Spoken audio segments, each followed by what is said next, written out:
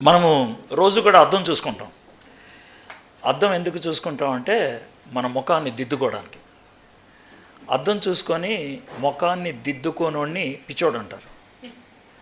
ఒకవేళ అద్దం లేకపోతే కనుక జాలి పడతాం. అద్దం ఉండి ముఖం సరిగ్గా లేకపోతే కనుక కళ్ళు పోయినాయా ఇలాంటి మాటలు మనం అంటం జరుగుతూ ఉంటుంది. అద్దం మన జీవితానికి దిద్దుబాటుకి కారణం. సిఎస్ లూయిస్ ఏమంటాడంటే మానవుని యొక్క చరిత్ర వాడి యొక్క జీవితానికి అర్థం అంటాడు. ఎందుకనంటే చార్ల్స్ డార్విన్ అంటాడు చరిత్ర ఎప్పుడు కూడా రింగులుగా తిరుగుద్ది అని. ఇదివరకు ఏం జరిగిందో ఇప్పుడు కూడా అదే జరుగుతుంది. కాకపోతే ఏంటనంటే దానికి వాడే పరికరాలు మారుతాయి. అప్పుడు కత్తి వాడారు, ఇప్పుడు గన్ను వాడతారు, అంతకంటే ఇంకేం లేదు. కాబట్టి పరిస్థితి మాత్రం అదే, చక్రాలు అలాగే తిరుగుతూ ఉంటాయి. కాబట్టి దేవుడు చరిత్ర నుంచి మనం నేర్చుకోవాలని ఆశపడుతూ ఉంటాడు. సిఎస్ లూయిస్ ఆయన ఇంకో మాట అంటాడు, హిస్టరీ ఈ story written by the finger of God. దేవుని వేలుతో రాసినటువంటిదే చరిత్ర. కాబట్టి దేవుడు మనకి చరిత్ర ఇచ్చినప్పుడు అది 3 రకాలుగా ఉంటుంది చరిత్ర. ఒకటి బైబిల్, అది చరిత్రగా మనకిచ్చారు. ఇంకోటి సంఘ చరిత్ర. మూడోది మామూలుగా సెక్యులర్ చరిత్ర.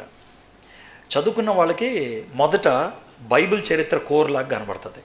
బైబిల్లో ఉన్నటువంటి విషయాలు కొంచెం ఇంకా ఎక్కువ నేర్చుకోవాలనుకున్నప్పుడు సంఘ చరిత్రలోకి వెళ్తారు. సంఘ చరిత్ర ఏ పరిస్థితుల్లో జరిగిందో తెలుసుకోవాలనుకున్నప్పుడు బయట సెక్యులర్ హిస్టరీలోకి కూడా వెళ్తూ ఉంటారు. సో చరిత్ర తెలియనటువంటి వాడు చరిత్రహీనుడైపోతారు అని పెద్దలు అంటూ ఉంటారు. కాబట్టి ఈరోజు చారిత్రకమైనటువంటి దినం అక్టోబర్ 31వ తారీఖు. యాక్చువల్గా 1517లో జరిగినటువంటి సన్నివేశం. నేను 2 కోణాల్లో దీన్ని చూడటానికి ప్రయత్నం చేస్తాను. దీన్ని మనం దిద్దుబాటు దినం అన్నాం, సంస్కరణ దినం అన్నాం.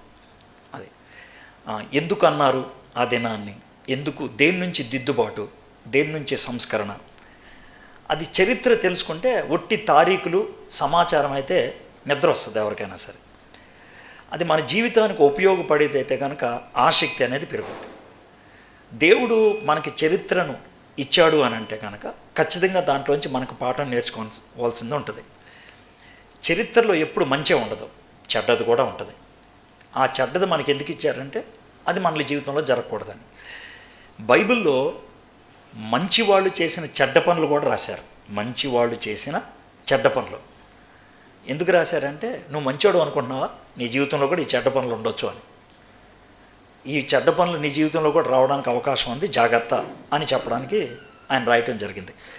కాబట్టి చరిత్ర నుంచి మనం నేర్చుకోవాల్సిన పని ఉన్నది. ఈ దినాన్న మనలో చాలామంది మార్టిన్ లూథర్ని జ్ఞాపకం చేసుకుంటాం. గొప్ప విషయం. అసలు యథార్థంగా చెప్పాలంటే మార్టిన్ లూథర్ ఇప్పుడు సమాధి పెట్టి ఉంటుంది కదా, సమాధి పెట్టి చాలా మేకులు కొడతారు. సర్వసాధారణంగా చివరి మేకు ఇంట్లో వాళ్ళతో కొట్టేస్తారు, అర్థమైందా? కానీ వేరే ప్రాముఖ్యమైన మేకులంతా వేరే వాళ్ళు కొడతారు. పబ్లిక్ డిస్ప్లే కోసం చివరి మేకు వాళ్ళ చేత కొట్టేస్తారు. మార్టిన్ లూథర్ చివరి మేకు కొట్టాడు అంతే. ఈ రిఫర్మేషన్ డే ఏది 1517 అక్టోబర్ 31వ తారీఖుకి 300 సంవత్సరాల చరిత్ర ఉంది. అంతకుముందు నుంచి అలా కట్టుకుంటూ వస్తే ఆ స్థాయికి వచ్చిందనమాట. అయితే దేవుడు మార్టిన్ లూథర్ని చివరి మేకు కొట్టడానికి ఉపయోగించాడు. బట్ ఎనీహౌ, మార్టిన్ లూథర్ని నేను తక్కువ చేయట్లేదు, ఆయన దేవుళ్ళలాగా కూడా చేయట్లేదు నేను. సో బ్యాలెన్స్గా చూపిస్తున్నాను మీకు. సో మార్టిన్ లూథరే అంతా అని అనుకోవద్దు, మార్టిన్ లూథర్ వేస్టోడు అని కూడా అనుకోవద్దు. ఆయన పని ఆయన చేశాడు. కానీ ఆయన ఒక్కడే కాదు, చాలామంది పాత్ర ఉన్నది. అక్కడ దాకా మీరు అర్థం చేసుకోండి. మీరు ఇది ప్రతి సంవత్సరం వినుండి ఉంటారు కాబట్టి ఎక్కువ దాని గురించి చెప్పకుండా క్విక్గా వెళ్ళిపోతున్నాను. 1483 సంవత్సరం నవంబర్ 10వ తారీఖున ప్రస్తుత జర్మనీ దేశంలో సాక్సోనీ అనేటువంటి ప్రాంతంలో ఐజల్ బెన్ అంటారు, అక్కడ ఆయన పుట్టాడు. హ్యాన్స్ అండ్ మార్గరెట్ వాళ్ళిద్దరికి ఈయన బాబు. వాళ్ళిద్దరూ రైతు కుటుంబానికి చెందినవాళ్ళు. అయితే హ్యాన్స్ అనేటువంటి ఆయన రైతు పని చేయటం మానేసి ఆయన గనుల్లో పనిచేయటం మొదలుపెట్టాడు. ఎక్కువ వచ్చేస్తున్నా రైట్. ఈ గనుల్లో పనిచేయటంలో చాలా కష్టం ఉంటుంది. ఎందుకంటే గన్లోకి వెళ్ళిన ప్రతిసారి కూడా బయటకు వస్తారో లేదో తెలియదు. కాబట్టి చాలా కఠినతరమైంది అనే విషయం అర్థమయ్యి నా కొడుకు మళ్ళీ ఈ గనుల్లోకి వెళ్ళకూడదు అని తన్ని లాయర్ చేద్దాం అని అనుకొని అక్కడి నుంచి ఆయన వేరే ఊరు వెళ్ళి అక్కడ చదువు మొదలుపెట్టించాడు. అలాగే చదువుకుంటూ ఉన్నాడు. ఆయన లాయర్ అవుదాం అనుకునేటువంటి దినాల్లో యూనివర్సిటీలో జాయిన్ అయ్యాడు. 1501లో యూనివర్సిటీలో జాయిన్ అయ్యాడు. యూనివర్సిటీలో చదువుకొని ఇక నెక్స్ట్ లాయర్గా వెళ్దాం అనుకునేటువంటి దినాల్లో జూలై మాసం 1505లో తన జీవితానికి ఒక టర్నింగ్ పాయింట్. నేను ఉన్నదన్నట్లుగా చెప్తాను కాబట్టి మార్టిన్ లూథర్ని కరెక్ట్గా అలాగే గమనించండి. మార్టిన్ లూథర్ పుట్టినప్పుడు పెద్ద మంచోడేం కాదు. మార్టిన్ లూథర్ మనకి చివరిలో కనబడినట్లు దేవుని వాక్యంలో గట్టి పట్టున్నటువంటి వాడు కూడా ఏమీ కాదు. భయస్థుడు ఇవన్నీ ఉండే. తర్వాత దుడుకుతనం ఎక్కువ. ఇప్పుడు అమ్మగారు నా గురించి చెప్పారు కదా, బాగా అరుస్తాడని. మార్టిన్ లూథర్ నాకంటే ఎక్కువ అరుస్తాడు. అంటే ఆయన గురించి కొన్ని అపోహలు కూడా ఉన్నాయి, ఈయన పిచ్చోడా అని కూడా. ఎందుకనంటే ప్రతి దాని మీద క్విక్గా రియాక్ట్ అయిపోతాడు ఆయన, చాలా క్విక్గా. నేనైనా కొంచెం ఆలోచిస్తానేమో కానీ ఆయన అంత కూడా ఆలోచించడం, ఆయన చరిత్ర చదివితే. కాబట్టి ఆయనకంటే నేను మంచోడిని ఓ విధంగా ఆలోచించాలని. అంటే ఎవరైనా ఒక మాట అంటే ఊరుకోడు, వెంటనే రియాక్ట్ అయిపోతాడు, ఇంకో అంటాడు, అలా ఆ పరిస్థితి అనమాట. మంచి సిద్ధాంతం విషయంలో ఏం తేడా లేదు, కానీ ఆయన పర్సనాలిటీ, వ్యక్తిత్వం విషయంలో మాత్రం దుడుకుతనం కలిగినవాడు. ఆయన వ్యక్తిత్వం విషయంలో చాలాసార్లు ఆయన క్షమాపణ అడిగాడు. నేను ఇట్లా మాట్లాడాను, తప్పైపోయింది, ఇట్లా ప్రవర్తించాను. కానీ సిద్ధాంతం విషయంలో కాదు. సిద్ధాంతం మాత్రం చాలా పట్టున్నటువంటి వ్యక్తి. ఆయన థియాలజీ చాలా మంచిది, కానీ పర్సనాలిటీ మంచిది కాదు అనేది కాదు నా ఉద్దేశం కాదు, కానీ ఆయన తత్వం అటువంటిది. ఆయన ట్రైట్ అలాంటిది అనమాట. కొలరిక్ అంటారు. ఆ ట్రైట్లో ఉన్నటువంటి వాళ్ళు పేతురులాగా వ్యవహరిస్తూ ఉంటారు అన్నమాట. అది విషయం. సో 1505లో ఆయన చచ్చిపోవాల్సిందే. అలాంటి పరిస్థితుల్లో తనకి తెలిసినటువంటి దేవత పేరున ప్రార్థన చేశాడు. యానా అనేటువంటి ఆమె పేరు. అంటే అప్పట్లో ఏమన్నా నమ్మకం ఉండేదంటే మరియమ్మ చాలా గొప్పది. ఎందుకనంటే మరియమ్మ ఎవరిని కన్నది? యేసు ప్రభుని కన్నది. అంటే యేసు ప్రభుని కన్నది అని మనం అంటాం, కానీ వాళ్ళు అలా అనరు, దేవుడిని కన్నది అంటారు. సో అమ్మల కన్నా అమ్మ చాలా గొప్ప అమ్మ కదా, అది మన భారతదేశంలో ఉన్నటువంటి పాట. కాబట్టి యేసు ప్రభుని కన్న అమ్మ చాలా గొప్పది మరియమ్మని కన్నా అమ్మ ఇంకో గొప్పది, ఆవిడే ఆనా. ఎక్కడి నుంచి తెచ్చారో పేరు మనకు తెలియదు మొత్తానికి. బైబిల్లో ఎక్కడ లేదు, యూదుల చరిత్రలో కూడా ఎక్కడ లేదు. మొత్తానికి ఓ పేరు సృష్టించారు ఆనా అని. అలాగా రాసుకొని వచ్చి ఇక ఆవిడికి ప్రార్థన చేశాడు. మొత్తానికి ఆ ప్రార్థన బట్టి ఈయన అంటే రక్షింపబడ్డాడనేది నమ్మకం. ఇక అప్పుడు ఏమనుకున్నాడంటే నేను మాంక్ అయిపోతాను. అంటే సర్వసాధారణంగా అప్పట్లో ఉన్నటువంటి దేశం ఏంటంటే మాంక్ అంటే ఇక పెళ్లి చేసుకోకుండా అదేందా సేవలోకి వచ్చేయటం అనేది. అప్పట్లో 2-3 ఈ మాంక్స్ కావడానికి తెగలు ఉన్నాయి. అదే మఠాలు అంటాం కదా మన తెలుగు, మఠాలు, శంకర మఠం, అలాగా మఠాలు. అయితే అగస్టీన్ స్థాపించినటువంటి ఒక మఠం ఉంది. ఆ మఠంలో 3 విషయాలు ఖచ్చితంగా ఉంటాయి. ఏంటంటే మతనిష్ట పాటించాలి, భక్తి ఉండాలి, పేదరికంలో ఉండాలి. అంటే 2 జతల బట్టలే ఉండాలి, అలాగే బతకాలన్నమాట. మార్టిన్ లూథర్ చచ్చిపోయేదాకా అలాగే ఉన్నాడు. పేదరికంలో పుట్టాడు, పేదరికంలో పెరిగాడు, పేదరికంలోనే చచ్చిపోయాడు. మార్టిన్ లూథర్ గొప్పవాడు ఏం అవ్వలేదు. ఆయన అంటే అవ్వాలనుకుంటే అవ్వచ్చు, కానీ అవ్వలేదు ఆయన. ఎందుకంటే అగస్టీనియన్ మాంక్గానే ఆయన ఉండటానికి ఇష్టపడ్డాడు. కాబట్టి ఈ విధంగా ఆయన ఎప్పుడైతే మానస్ట్రీలో చేరాడో, ఆయన బైబిల్ కాలేజీలో చేరాడు విటెన్బర్గ్లో. తర్వాత మంచిగా చదువుకున్నాడు. అయితే తాను ప్రీస్ట్ అయిపోయిన తర్వాత 1512లో రోమ్ పట్టణానికి వెళ్ళాల్సి వచ్చింది. అక్కడ టర్నింగ్ పాయింట్ అనమాట. టర్నింగ్ పాయింట్ ఏంటంటే రోమ్ పట్టణానికి వెళ్ళినప్పుడు అక్కడ ఉన్నటువంటి పాస్టర్స్ కానీ, బిషప్లు కానీ, పోప్ కానీ చేసేటువంటి పనులు తనకి చాలా కోపాన్ని తెప్పించాయన్నమాట. కోపాన్ని తెప్పించి ఏంటి దీని పరిస్థితి ఏంటో తెలుసుకుందాం, దీని గురించి ఏమన్నా ఆలోచిద్దామని వెంటనే ఆయన రియాక్ట్ అవ్వలేదు, బాగా ఆలోచించాడు. ఇది 1512లో ఆయన యాక్చువల్గా దానికి ప్రతిఘటిస్తూ ఒక స్టేట్మెంట్ లాగా చెప్పింది 1517లో. అంటే 5 ఏళ్ళు పట్టింది ఆయనకి. ఈ 5 ఏళ్ళు కూడా చాలా చేశాడు. అయితే ఆ విధమైనటువంటి భయంకరమైనటువంటి పరిస్థితులను బట్టి ఆయన రియాక్ట్ అవ్వటం అనేది జరిగింది. అయితే ఇప్పుడు ఇక్కడ నుంచి మనం కంపారిజన్ చూసుకోవడానికి ప్రయత్నం చేద్దాం. ఇప్పుడు మనం వాస్తవాలు మాట్లాడుకున్నప్పుడు వాస్తవాలు ఎప్పుడు కూడా బాధ కలిగిస్తుంది. అయితే వాస్తవాలు కలిగించేటువంటి బాధను స్వీకరించడానికి ఇష్టపడకపోతే దాని తర్వాత వచ్చే బాధను మనకి అవకాశం ఉండదు పడటానికి. అంటే ఏంటంటే చచ్చిపోతాం మనం. ఇప్పుడు ఉదాహరణకి చెప్పాలంటే జబ్బు వచ్చింది అనే విషయం తెలుసుకొని దానికి మందు తీసుకోవడానికి భయపడ్డాం అనుకో, అది నేను చంపేస్తుంది. అది పరిస్థితి. ఇప్పుడు కూడా అదే పరిస్థితి. సంఘానికి కరోనా వచ్చినట్లయింది. అంటే నేను సంఘానికి అన్నప్పుడు క్రైస్తవ సంఘం గురించి మాట్లాడుతున్నాను. అంటే నేను ఏదో ఒక డినామినేషన్ గురించి మాట్లాడలేదు. అది బ్యాప్టిస్ట్ అవ్వచ్చు, సిఎస్ఏ అవ్వచ్చు, మెథడిస్ట్ అవ్వచ్చు, లూథరన్ అవ్వచ్చు, ఎల్ఈఎఫ్ అవ్వచ్చు. ఇప్పుడు ఒక సంఘం లేకపోతే హెబ్రోన్ అవ్వచ్చు, 40 సంవత్సరాలు దాటితే కనుక ఆ సంఘంలో ఒకవేళ మంచి స్థితి కనుక లేదని అంటే పాడైపోతుందని అర్థం అనమాట. ఆ విషయం గుర్తుపెట్టుకోండి. మీరు 40 ఏళ్ళు దాటినటువంటి సంఘాలు చూడండి, ఆ సంఘాల్లో 2, 3 తరాలు వచ్చేస్తాయి. ఆరంభించిన వాళ్ళు ఉన్నటువంటి ప్యాషన్ తర్వాత వాళ్ళకు ఉండదు. ఆరంభించినటువంటి వాళ్ళకు ఉన్నటువంటి ఆ సిద్ధాంత ప్రాతిపదిక ఉండదు తర్వాత. దాంతో నెమ్మదిగా క్షీణించడం మొదలైపోద్ది, భయంకరమైనటువంటి పరిస్థితికి వస్తుంది. మనం లోదనం చర్చి పరిస్థితిలో ఉన్నాం కాబట్టి మన చర్చి గురించి కూడా మనకు తెలిసింది. దానికి మళ్ళీ నేను చెప్పి మిమ్మల్ని బాధ పెట్టి లేదు సార్ మీరు చెప్పిన దానికంటే ఎక్కువ జరిగిందని ఇంకొకరు ఎవరో మళ్ళీ మాట్లాడి ఎందుకు వచ్చిన తలనొప్పి. ఎందుకంటే మనకు కొంచెమే తెలుసు.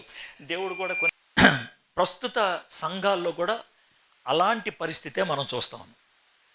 ప్రాథమికంగా సంఘాల్లో ఇలాంటి పరిస్థితి రావడానికి కారణం ఏంటంటే సంఘ ఇప్పటి నుంచి మన గురించి కూడా మనం ఆలోచిద్దాం. ఏంటంటే మన సంఘం పాడైపోవడానికి, మన సంఘాలు పాడైపోవడానికి మన పాత్ర ఉంటుంది. మన పాత్ర 2 రకాలుగా ఉంటుంది. చెయ్యాల్సింది చెయ్యకపోవటం, చెయ్యకూడదు చేయటం. ముందు చెయ్యాల్సింది చేయటం మానేస్తాం, ఆ తర్వాత చెయ్యకూడదు చేయటం మొదలు పెడతాం. ఎప్పుడు కూడా పతనం అనేది ఒకేసారి రాదు. ఎదుగుదల అనేది అంచెలంచెలుగా ఎలా ఉంటుందో పతనం కూడా అంచెలంచెలుగానే ఉంటుంది. మనలో కొన్నిసార్లు డైలాగులు వేస్తారు, సడన్గా పడిపోయాడండి. అది ఉత్తులే, జరగదు సడన్గా. కొన్నిసార్లు పతనం అనేది బయటికి కనబడదు, అంతే. లోన ఆలోచనలు ఉంటాయి. ఇప్పుడు ఉదాహరణకి ఇస్కరియోతు యోధ సడన్గా ఏమీ యేసుప్రభుని అప్పగించలేదు కదా. ఆయనలో ఆ విధంగా తలంపులు అనేది చాలా కాలంగా ఉంది. యోహాను భక్తుడు క్లారిటీగా రాస్తాడు. ఎందుకనంటే సువార్తల్లో చివరిగా రాసింది యోహాను భక్తుడు. యేసుప్రభు వారు చనిపోయిన 60 ఏళ్ళకి రాశాడు సువార్త. 30లో యేసుప్రభు వారు చనిపోతే 90లో రాశాడు. కాబట్టి తాను క్లియర్గా ఇస్కరియోతు యోధ గురించి కూడా రాశాడు. ముందు నుంచి దొంగతనం చేసేవాడు, ఇవన్నీ రాసుకుంటూ వచ్చాడనమాట. ఎందుకనంటే పతనం అనేది సడన్గా రాదు అనేటువంటి విషయాన్ని మనం గుర్తుపెట్టుకోవాలి. మన సంఘాలు కూడా పాడైపోయింది సడన్గా కాదు, నెమ్మదిగా. తర్వాత ఇంకోటి ఏంటంటే పక్క సంఘం పాడైంది, నాది బాగానే ఉంది అని సంఖ్యలు కొట్టుకోవద్దు. ఎందుకంటే మీది నెక్స్ట్ పాడవద్దు. అది విషయం. అంటే చాలా సీరియస్గా చెప్తున్నాను ఈ విషయం. అంటే రిఫర్మేషన్ అనేది రాకముందు పాడైపోయింది అనేటువంటి విషయం జరగాల్సిందే ఖచ్చితంగా. అది జరగకముందే మనము ఆలోచించినట్లయితే బాగుంటుంది. ఓకే, బేసిక్గా నేను కొన్ని విషయాలు చూశాను సంఘాలు పాడైపోవడం. మొట్టమొదటిది ఏంటంటే కాంప్రమైజ్, రాజీ పడిపోవడం. చిన్న విషయాలను కాంప్రమైజ్ అవుతాం, చిన్న విషయాలు. సర్వసాధారణంగా ఇలాంటి పెద్ద పెద్ద సంఘాల్లో కాంప్రమైజ్ ఏ విషయాల్లో వస్తుంది అంటే డబ్బుల విషయంలో వస్తుంది. డబ్బులు ఎక్కడ ఖర్చు పెట్టాలి, డబ్బులు ఎవరు ఖర్చు పెట్టాలి, డబ్బులు ఎలా ఖర్చు పెట్టాలి, అక్కడ పతనం అనేది స్టార్ట్ అవుతుంది. కాంప్రమైజ్. చాలా సంఘాలు డబ్బుల దగ్గర పడిపోవటం అనేది ఉంటుంది. మొదటిది కాంప్రమైజ్ అయితే, రెండోది కాంపిటీషన్. సంఘములో కాంపిటీషన్ అనేది వస్తూ ఉంటుంది. సేవ అన్నదాన్ని సేవగా చూడకపోతే కాంపిటీషన్ అనేది స్టార్ట్ అవుతుంది. సేవ అనేదాన్ని సేవగా చూస్తే కాంపిటీషన్ ఎప్పుడు ఉండదు. ఈ సంఘాల్లో ఒక స్థాయికి వచ్చేప్పటికీ కాంపిటీషన్ ఎందుకు మొదలవుద్దంటే, నేను స్టేజ్ ఎక్కాలి, నేను కూడా మైక్ పట్టుకోవాలి, నేను స్టేజ్ ఎక్కాలి, నేను కూడా కుర్చీ మీద కూర్చోవాలి. అందరూ ఒకేపు తిరిగితే నేను దానికి ఇంకోవైపు తిరగాలి. చుక్కలు ఒకవైపు, నిండు చంద్రుడు ఒకవైపు అని అట్లుంటుంది అనమాట. అంటే ఈ స్టేజ్ ఎక్కిన వాళ్ళ చంద్రుళ్ళు, వీళ్ళందరూ చుక్కలు. అది పరిస్థితి. అంటే అంతే కదా సార్. సో నేను కూడా చంద్రుడిని అయిపోవాలి. ఇది కాంపిటీషన్ అన్నమాట. అది సంఘంలో రాదు, మనుషుల్లో వస్తుంది. ఆ విషయం గుర్తుపెట్టుకోండి. అంటే మా సంఘం చెడ్డది అందుకే నేను చెడిపోయాను అని అంటే కనుక మిమ్మల్ని మీరు కుక్క అని అంటున్నారు అని అర్థం. ఎందుకని అంటున్నానంటే ఆ మాట నేను ఉపయోగించినప్పుడు మీరు కరెక్ట్గా అర్థం చేసుకోండి. ఇప్పుడు బయట వీధిలో 10 కుక్కలు అరుస్తున్నాయి అనుకోండి, మీ ఇంట్లో ఉన్న కుక్క కూడా అరుస్తుంది. అది ఎందుకు అరుస్తుందో దానికి తెలియదు. అర్థమైందా? అంటే ఇప్పుడు అందరూ చేశారు కాబట్టి నేను కూడా చేశానంటే మరి కుక్క కాకపోతే ఏమవుతాను? దేవుడిని ఒక బుర్ర ఇచ్చాడు కదా, ఆలోచించాలి కదా. ఇప్పుడు ఆడి ప్యాంట్ చిరిగింది, నువ్వు ఎందుకు చింపేసుకోవాలా? అర్థమైందా? కాబట్టి ఆడికి ఇక్కడ ఏదో దాని ఏమంటారు బాల్ డాడ్ ఉంది కాబట్టి ఎంటుకలు ఇక్కడ ఎక్కువ పెంచాడు, నువ్వు ఎందుకు ఎక్కువ పెంచుకోవాలి? చిన్న చిన్న విషయాలు. ఇదేంటంటే కుక్కతత్వం అనమాట. సో అది మనకు ఉండకూడదు. కాంపిటీషన్ మన సంఘాల్లో మొదటిది కాంప్రమైజ్, రెండోది కాంపిటీషన్. ఈ రెండు వచ్చినప్పుడు మూడోది ఈజీగా వచ్చేస్తుంది. అదేంటంటే కరప్షన్. ఈ కరప్షన్ అనేది ఏ స్థాయికైనా వెళ్ళిపోద్ది. ఏ స్థాయికి 100 రూపాయలు అమ్మినోడు రేపు పొద్దున 1000 రూపాయలు అమ్మడం పెద్ద విషయం ఏం కాదు. మల్కమ్ మగ్రిడ్జ్ అని, ఈ ఉదాహరణ చెప్పినందుకు మీరు కొంచెం సీరియస్గా ఆలోచించండి. మల్కమ్ మగ్రిడ్జ్ అని ఆయన న్యూయార్క్ పట్టణంలో ఒక పెద్ద ఆవిడ, చాలా రిచ్ యాక్ట్రెస్. ఆమె తన బర్త్డే పార్టీ చేసుకుంటుంది. పెద్ద వాళ్ళందరినీ పిలిచింది, గవర్నర్ని. ఈయన జర్నలిస్ట్ అనమాట, ఎవరు మల్కమ్ మగ్రిడ్జ్. ఆయన కూడా పిలిచింది. మల్కమ్ మగ్రిడ్జ్ ఈమె యొక్క డ్రెస్సు, ఆమె నెత్తి మీద వేసుకున్నటువంటి డైమండ్స్ అవన్నీ చూసి చాలా గొప్పగా ఫీల్ అయిపోయి ఏమన్నాడంటే, ఈ రాత్రి నువ్వు నాతో పడుకుంటావా అని అడిగాడు స్ట్రైట్. అడిగితే ఈమె ఏమంటుందని, ఏమనుకుంటున్నారు నన్ను అది ఇదని గట్టిగా అరవక్కర్లేదు, దానికి ఒక డీల్ ఉందా అన్నాడంట. ఏంటి అని అంటే, నీకు $1 బిలియన్ ఇద్దాం అనుకుంటున్నాను ఈ రాత్రి నాతో గడిపితే అని అంటే, ఎంత టైం కావాలని అడిగిందంట వెంటనే. ఇప్పుడు మీకు అర్థమైందా? మొదట ఈ రాత్రి నాతో పడుకుంటావా అని అంటే నీకు బుద్ధి ఉందా లేదా అన్నది, నీకు $1 బిలియన్ ఇద్దాం అనుకుంటున్నాను నాతో గడిపితే అని అంటే ఎంత టైం కావాలని అడిగింది. ఇప్పుడు మనీ అనేది రాంగ్ అనే మొరాలిటీ అనేది ఏమైపోయింది, పక్కెళ్ళిపోయింది. కాబట్టి మనలో చాలామందికి ఏంటనంటే మొరాలిటీ అనేది లేదు. మొరాలిటీకి ఒకడు 5 రూపాయలు రేటు పెడితే ఇంకోటి 500 రేటు పెడతాడు, ఇంకోటి 5 కోట్ల రేట్లు పెడతాడు, అంతే. తేడా ఏం లేదు. అర్థమైందా?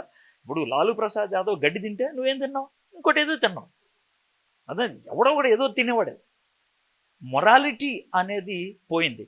దేవుడు సంఘాన్ని స్థాపించడానికి కారణం ఏంటనంటే నైతిక విలువలు పెంచుదామని. అదే పోయినప్పుడు ఇంకేం చేస్తాం? సాతానుడు మనల్ని చెడగొట్టడం అని ప్రయత్నం చేసింది అది. డబ్బుకు ఎప్పుడైతే దాసులం అయిపోతామో ఇది వచ్చిన సమస్య. గుర్తుపెట్టుకోండి, మనం జీవించేది భారతదేశంలో ఏదైతే కాళ్ళ కింద ఉండాలో దాన్ని నెత్తి మీద పెట్టుకుంటారు.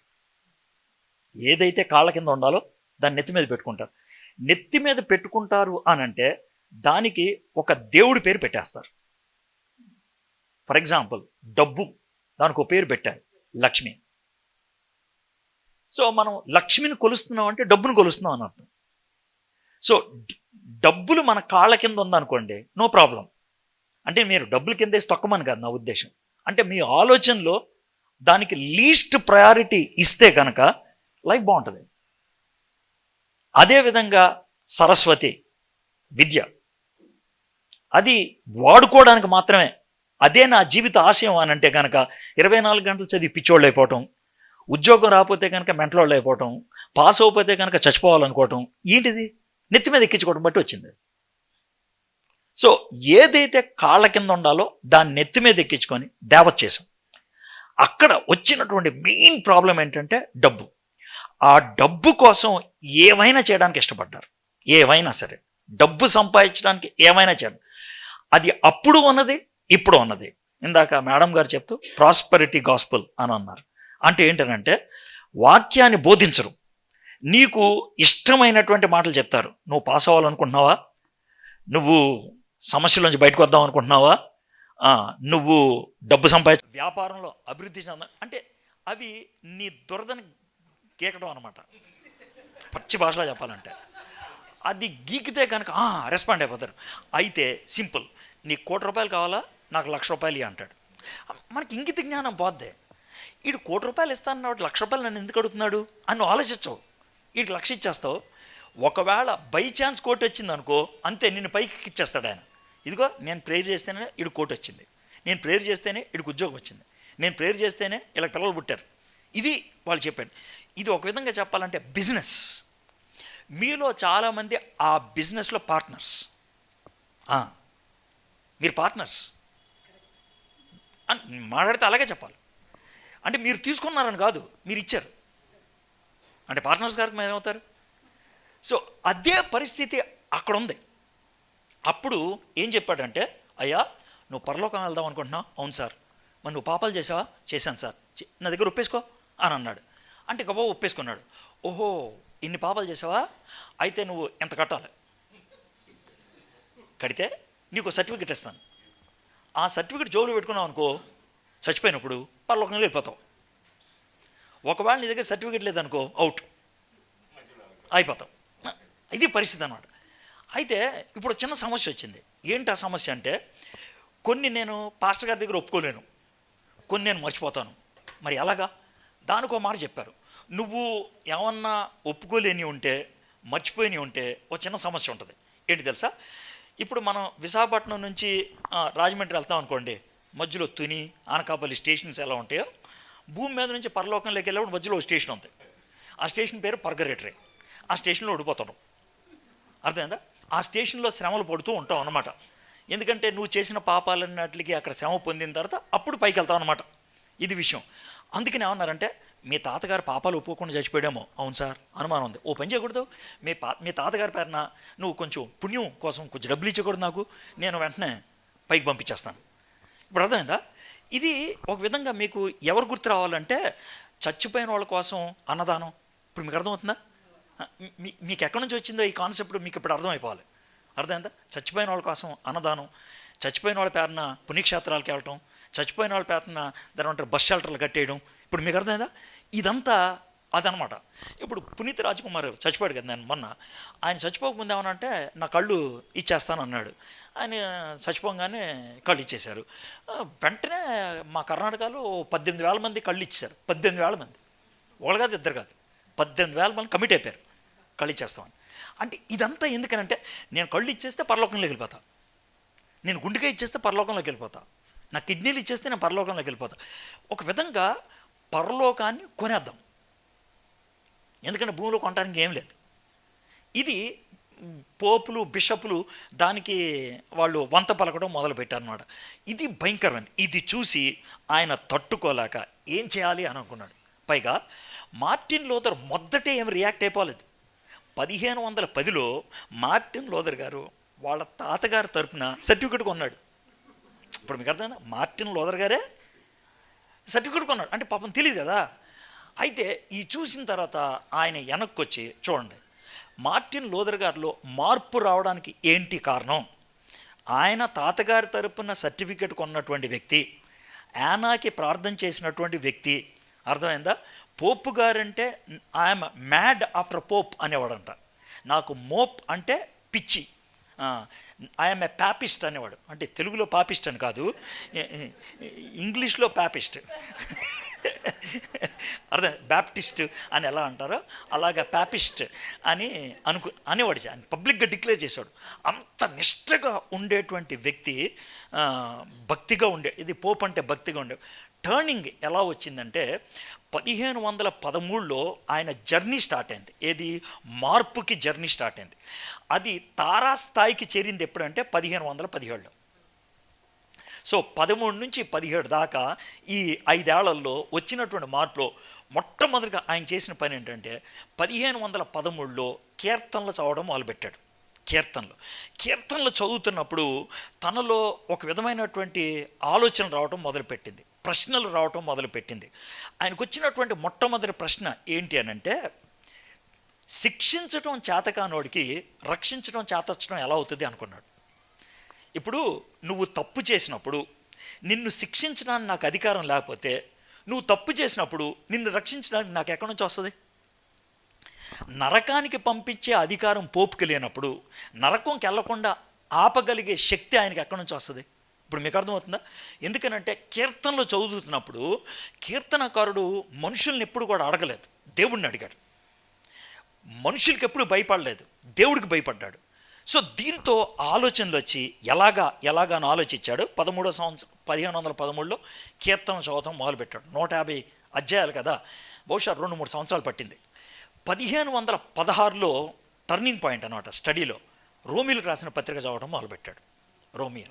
రోమిలకు రాసిన పత్రిక, ఒక విషయంగా చెప్పాలంటే, మన భారతదేశానికి రాజ్యాంగం ఎలాగో, బైబిల్లో రాజ్యాంగం ఎక్కడుంది మన క్రైస్తవుల జీవితానికి అని అంటే రోమిలకు రాసిన పత్రిక 16 అధ్యాయాల్లో 5 విషయాలు ప్రాథమికంగా పౌలు భక్తుడు రాశాడు. ఏంటి 5 విషయాలంటే, మొదటిది నీకున్న సమస్య ఏంట్రా, పాపం. రెండోది దీనికి పరిష్కారం ఏంట్రా, రక్షకుడు. మూడోది దీనివలన వచ్చేటువంటి పరిణామం ఏంట్రా, పరిశుద్ధత. నాలుగోది దీని అంతటికి కారకుడు ఎవర్రా, దేవుడి యొక్క ప్రభుత్వం. ఐదోది ఇదంతా చేస్తే నేను జరిగేదేంట్రా, పరిచర్య. 5 విషయాలు పాపం నుంచి పరిచర్య దాకా ఒక జర్నీ లాగా 16 అధ్యాయాలు రాసుకుంటూ వచ్చాడు. సో ఇది మన మార్టిన్ లూథర్ యొక్క జీవితాన్ని బాగా మార్చేసింది. ఇది కూర అనుకుంటే అర్థమైందా? ఇప్పుడు మనకి కీమా కూర కానీ లేకపోతే మాంసం కూర కానీ వండుతారు కదా, చేపల కూర కానీ వండుతారు కదా. ఈ కూరకి మంచి స్మెల్ టేస్ట్ రావాలంటే, ఉప్మా ఎవరికి కూడా ఇష్టం ఉండదు, కానీ మంచి స్మెల్ టేస్ట్ కావాలంటే అయిపోయిన తర్వాత వేడిగా ఉన్నప్పుడు పైన కొత్తిమీర జల్లాం అనుకోండి, మొత్తం కింద అంతటికి కూడా టేస్ట్ వచ్చేస్తుంది. కొత్తిమీరలాగా పనిచేసింది గలతీలకు రాసిన పత్రిక. అది 1517లో చదవడం మొదలుపెట్టాడు. అది చదువుతున్నప్పుడే ఆయన ఏం చేశాడంటే, జాగ్రత్త వినండి, చాలామంది ఏమనుకుంటారంటే నిరవధిక సమ్మె, నిరాహార దీక్ష, చలో అసెంబ్లీ అన్నట్లు 1517లో అక్టోబర్ 31వ తారీఖున ఆయన ఆ చర్చి గోడ అంటే తలుపులకి ఆ 95 విషయాలు రాసేసి కొట్టేశారు అనుకుంటారు. కాదు, అది పొరపాటు. అసలు జరిగింది ఏంటనంటే, ఇప్పుడు మనకి పెళ్ళి చేసుకున్నప్పుడు ఎవరన్నా అమెరికా వెళ్ళాలనుకోండి, నాకు ఈ అమ్మాయితోనే పెళ్ళయింది అని అనటానికి పాస్టర్ గారు ఇచ్చిన సర్టిఫికేట్ పనిచేయదు. ఎందుకంటే ప్రభుత్వ సర్టిఫికేట్ కావాలి. అందుకని మనం రిజిస్టర్ ఆఫీస్కి వెళ్ళాలి. రిజిస్టర్ ఆఫీస్కి వెళ్తే వాళ్ళు చేసే పని ఏంటనంటే, సార్ మీకు వెంటనే సర్టిఫికేట్ ఇవ్వమని సార్ అంటారు. ఏంటి సార్ అంటే, మీ ప్రొఫైలు, మీరు పెళ్లి చేసుకున్న అమ్మాయి యొక్క ప్రొఫైలు, అర్థమైందా, 2 నోటీస్ బోర్డులో 4 రోజులు పెడతాం. ఈ 4 రోజుల్లో దీనికి ఎవరు కూడా వ్యతిరేకత పలకపోతే అప్పుడు మీకు సర్టిఫికేట్ ఇస్తాం. ఇది చెప్పేది. చర్చిలో కూడా అదే పద్ధతి. ఏంటంటే పాస్టర్ గారు ఏమంటారంటే, అంటే లూథరన్ సంఘంలో కానీ సిఎస్ఐ సంఘాల్లో కానీ ఉన్నటువంటి ఇండియన్ మ్యారేజ్ యాక్ట్ ప్రకారం 3 బ్యాన్స్ చదవాలి. అర్థమైందా? మన వాళ్ళంతా వయా మీడియా ఉంటుంది. 3 బ్యాన్స్ అంటే పొద్దున్న సర్వీసు, సాయంత్రం సర్వీసు, పెళ్లి రోజు సర్వీసే 3 అయిపోయినాయి అంటారు. అంతే కదా సార్? అసలు లెక్క ప్రకారం అయితే 3 ఆదివారాలు, 3 వారాలు, 4వ వారంలో పెళ్ళి అవ్వాలి. అంటే అక్కడ కూడా చెప్పాలంటే 1 మంత్ నోటీస్ ఇచ్చినట్లు అన్నమాట. 1 మంత్ నోటీస్ ఇవ్వాలి. కానీ మన వాళ్ళు ఏంటంటే ఈ వయా మీడియా దీన్నే కాంప్రమైజ్ అంటారు. ఇప్పుడు కాంప్రమైజ్ ఎక్కడెక్కడో కాదు, ఇలాంటి విషయాల్లో వస్తుంది. అంటే స్ట్రైట్ మీ పెళ్ళి అలాగే అయిందేమో, కొంచెం టెన్షన్ వస్తుంది, నేనేం చేయలేను దానికి.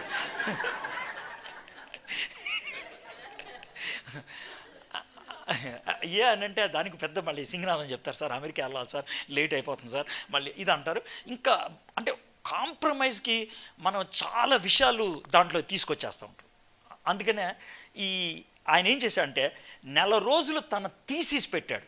ఎందుకనంటే ఈ థీసిస్ను ఎందుకు పెడతారంటే, అక్కడ జర్మనీలో ఉన్నటువంటి ఆ క్యాజల్స్లో వాటిలో పద్ధతి ఏంటంటే దానికి అకాడమిక్ డిబేట్ పెట్టాలని. ఇది నా యొక్క ప్రతిపాదన. దీనికి ఏమన్నా చెప్తారా, నేను చెప్పింది కరెక్టా కాదా, దీన్ని ఎవరన్నా వాదించేవాళ్ళు ఉన్నారా అని చెప్పటానికే కానీ ఇదేదో నిరవధిక సమ్మె, నిరాహార దీక్ష, నిరాహార దీక్ష, చలో అసెంబ్లీ అనే ప్రొటెస్ట్ కాదు. చాలాసార్లు ఏమంటారంటే మనం ప్రొటెస్ట్ చేశాం కాబట్టి ప్రొటెస్టాంట్స్ అయిపోయాం అని అంటారు. మార్టిన్ లూథర్ ప్రొటెస్ట్ చేయాలనేటువంటి ఉద్దేశంతో చేయలే. ఒకవేళ కనుక అదే ఉద్దేశం అయితే అక్టోబర్ 31వ తారీఖు 1517 తారీఖుని ప్రొటెస్ట్ డే అనాలి, కానీ రెఫర్మేషన్ డే అనకూడదు. ఇప్పుడు మీకు అర్థమైంది రెఫర్మేషన్ డే అని ఎందుకు అంటున్నాం? రెఫర్మేషన్ డే అనేది it is not to fight, it is only to correct. తప్పుగా ఉన్నదాన్ని సరిచేయడానికి కానీ దాన్ని ఎదిరించి ధిక్కరించి నీ దమ్ము చూసుకుందాం అని ఆయన వాదించడానికి ఆయన అస్సలు చేయలేదు. సో అది తనకున్నటువంటి మెయిన్ విషయం. అయితే గలతీలకు రాసిన పత్రిక, రోమిలకు రాసిన పత్రిక ఆయనకి ఎందుకు బాగా ఉపయోగపడింది అని అంటే, అయ్యగారు ఇందాక ప్రార్థన చేసేప్పుడు కూడా చెప్పాడు, ఒక వ్యక్తి నీతిమంతుడు ఎలా అవుతాడు, రైచస్నెస్ గురించి స్టడీ చేయడం మొదలుపెట్టాడు. నీతిమంతులే పరలోకానికి వెళ్తారు. పాస్టర్ గారు ఇచ్చే సర్టిఫికెట్ని బట్టి వెళ్తామా, లేకపోతే పుణ్య కార్యక్రమాలు చేయటం బట్టి వెళ్తామా? అప్పట్లో ఇంకొక మాట కూడా చెప్పేవాళ్ళు, ఏంటంటే రెలిక్స్ని దర్శిస్తే కనుక పరలోకానికి వెళ్తాను. రెలిక్స్ అంటే ఏంటి తెలుసా? ఇప్పుడు సెయింట్స్ ఉంటారు కదా, తోమా కానీ లేకపోతే పౌలు కానీ పేతురు కానీ, అర్థమైందా? ఆయన యొక్క సమాధులు ఒక చోట ఉండవు. తోమాని 6 చోట్ల పాతిపెట్టారు. తోమాని మొత్తం 6 చోట్ల పాతిపెట్టారు. అదేంటి సార్ 6 చోట్ల పాతి పెడతామంటే, ఫస్ట్ చచ్చిపోయినప్పుడు ఇండియాలో పాతిపెట్టారు. పాతిపెట్టిన కొన్ని సంవత్సరాలకి ఆయన శవాన్ని ఎత్తుకొని వెళ్ళిపోయారు. ఎత్తుకెళ్ళిపోయినప్పుడు ఒక ఏలు వదిలేశారు ఇక్కడ. కాబట్టి ఒక ఏలు ఉంది కదా ఇక్కడ, తీసుకెళ్ళి టర్కీ దేశంలో ఎడాసాలో పాతిపెట్టారు. అక్కడ పాతిపెట్టిన తర్వాత ఆయన తలకాయని తీసుకెళ్ళి ప్యాట్మస్లో పాతిపెట్టారు. బాడీని తీసుకెళ్ళి ఇటలీలో ఇంకో చోట పాతిపెట్టారు. కొంతకాలం అయిన తర్వాత ఇటలీలో పాతిపెట్టిన దాన్ని తీసుకెళ్ళి ఇంకో చోట పాతిపెట్టించేట మొత్తం బాడీ వెళ్తుంది కదా, ఏదో చిన్న మొక్క ఉనిపోద్ది. కాబట్టి ఆ సమాధిని అలాగే పవిత్రంగా ఉంచుతారు. ఇప్పుడు భారతదేశంలో సెయింట్ థామస్ సమాధికి వెళ్తాం కదా, ఇక్కడ ఏదో చిన్న మొక్క ఉంది అంతే. అర్థమైందా? కదా, దానికి ఎంతమంది కొన్ని కోట్ల మంది వెళ్ళిపోతారు. అని అంటే ఆడికి వెళ్తే నాకు పుణ్యం వస్తుంది సార్. ఇది అప్పుడు స్టార్ట్ అయింది. గుర్తుపెట్టుకోండి, దానికి ప్రతిఘటిస్తానికి చేసినటువంటి పని అది. కానీ మరి క్రైస్తవులు ఎంతమంది చేయట్లేదు ఈ పని? మనం ఏమైనా మారావా? ఏమీ లేదు, ఏం మారలేదు. సో ఇది చేస్తూ అవుతుందనంటే, ఆయన బాగా గమనించినప్పుడు ఆయనకి దేవుని వాక్యంలోంచి అసలు భయంకరంగా తనకి గుండె మీద తడేలుమని పడింది. ఏంటంటే, ఒక వ్యక్తి నీతిమంతుడు ఎలా అవుతాడంటే విశ్వాసం ద్వారానే. నీతిమంతుడు అయితే వచ్చేది ఏంటి అని అంటే జీవం. విశ్వాసాన్ని బట్టి నీతిమంతుడు అవుతాడు, నీతిమంతుడు అవటం బట్టి జీవం వస్తుంది. ఇది చాలా ప్రాముఖ్యం. ఇది పాత నిబంధనలో ఉన్నటువంటి మాట. హబక్కులో ఉన్నాడు. దాన్ని వివరించడానికి 3 పుస్తకాలు రాయాల్సి వచ్చింది. రోమీలకు రాసిన పత్రిక, గలతీలకు రాసిన పత్రిక, హెబ్రీయులకు రాసిన పత్రిక. ఈ 3 పత్రికల్లో కూడా ఈ రెఫరెన్స్ను ఉపయోగించారు.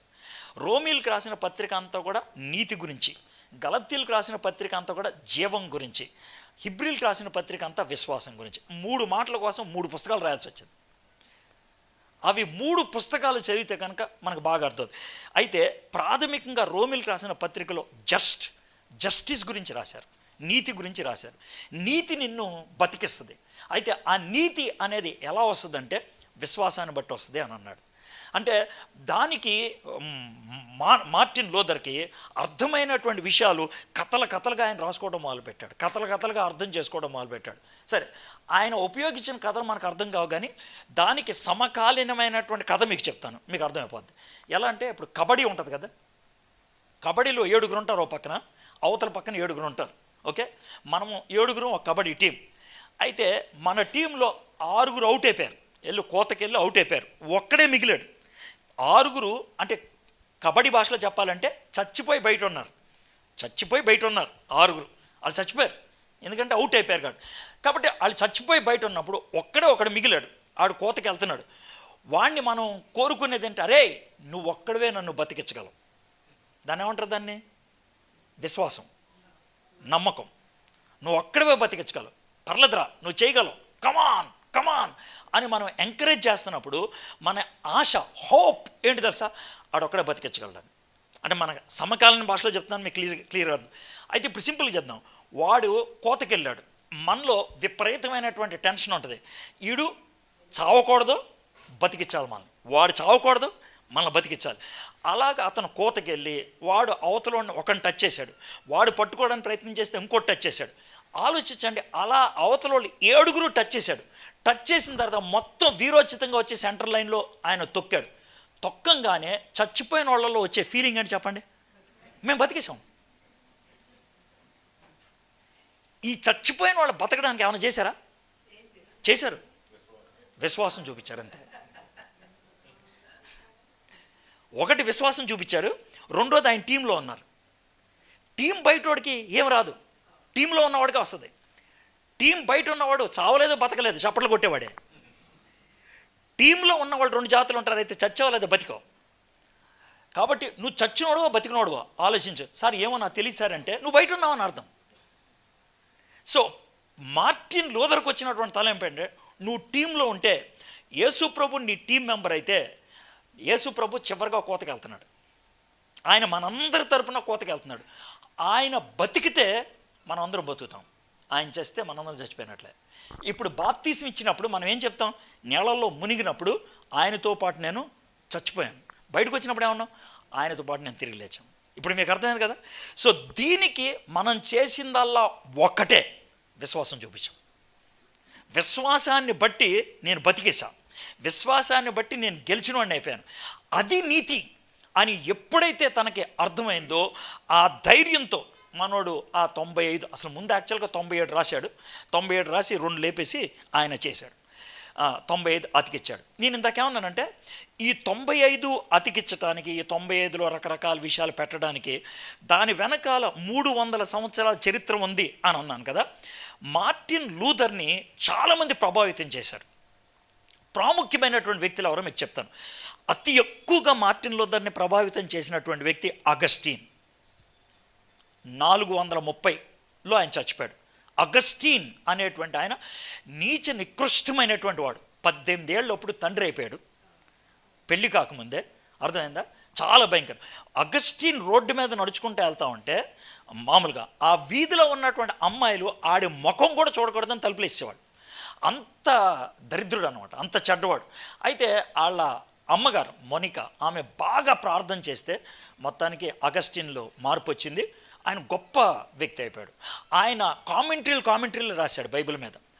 అది ఒక విధంగా చెప్పాలంటే తర్వాత 1000 సంవత్సరాల వరకు ఇక అదే.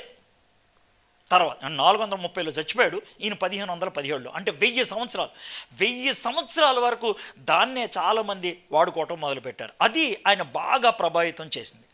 రెండో వ్యక్తి తనను బాగా ప్రభావితం చేసింది ఏంటంటే ఒక ఫిలాసఫరు బైబిల్ బాగా చదివినట్టు. ఆయన పేరు థామస్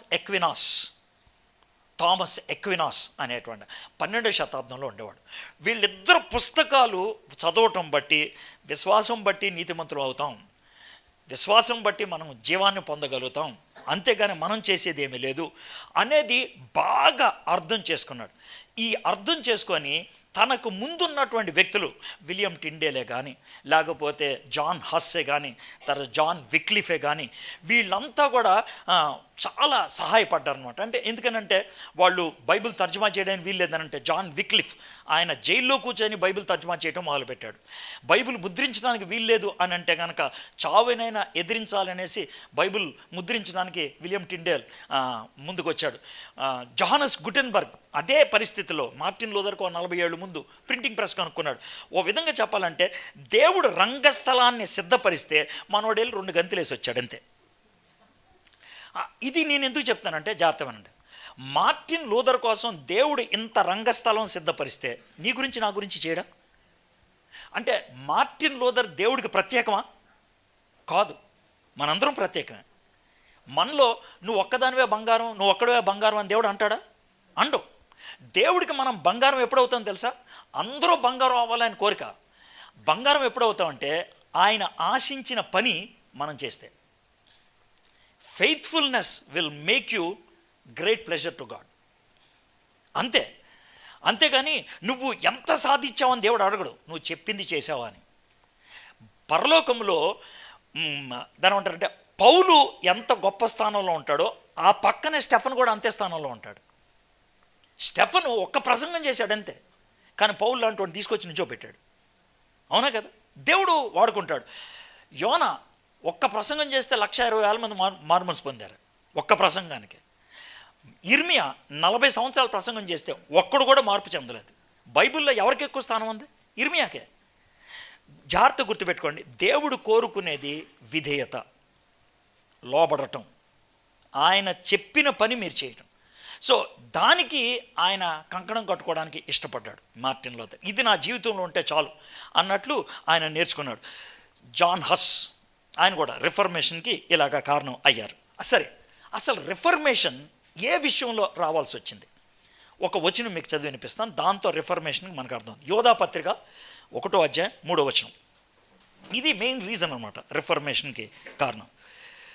ప్రియులారా, మన అందరికీ కలిగెడు రక్షణ గూర్చి మీకు రాయవలనని విశేషాశక్తి గలవాడినై ప్రయత్నపడుచుండగా పరిశుద్ధులకు ఒక్కసారే అప్పగింపబడిన బోధ నిమిత్తము మీరు పోరాడడం వలనని మిమ్మును వేడుకొనుచు మీకు వ్రాయవలసి వచ్చను. దీంట్లో ఒక భాగం మళ్ళీ చెప్తాను. పరిశుద్ధులకు ఒక్కసారే అప్పగింపబడిన బోధ. This is the main content. ఇది ఎలాంటిదంటే మనకి రిలే రేస్ ఉంటుంది చూసా. రిలే రేస్ అంటే నలుగురు ఉంటారు, బ్యాటన్ అందించుకుంటూ వెళ్తూ ఉంటారు, అర్థమైందా?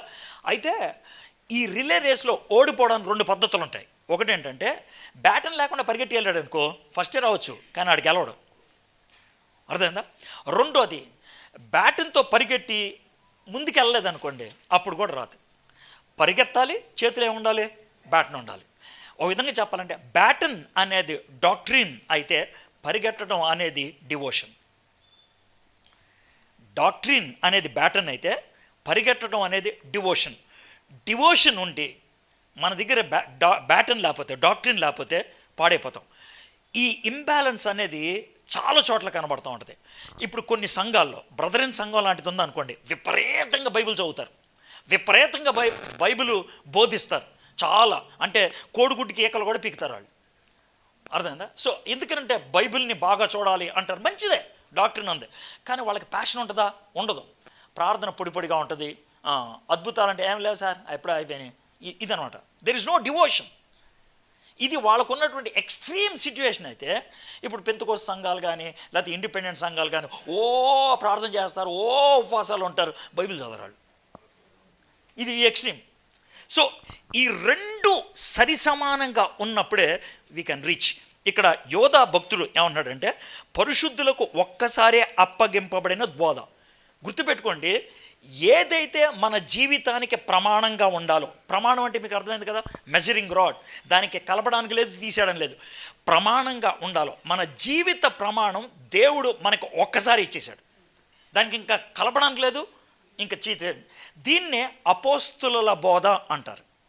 అపోస్తుల బోధ. అపోస్తుల బోధ తరతరాలుగా మన చేతికి వచ్చింది. ఒకవేళ దీన్నే తెలుసుకోవాలి అనుకుంటే కనుక చర్చి హిస్టరీ చదవాలన్నమాట.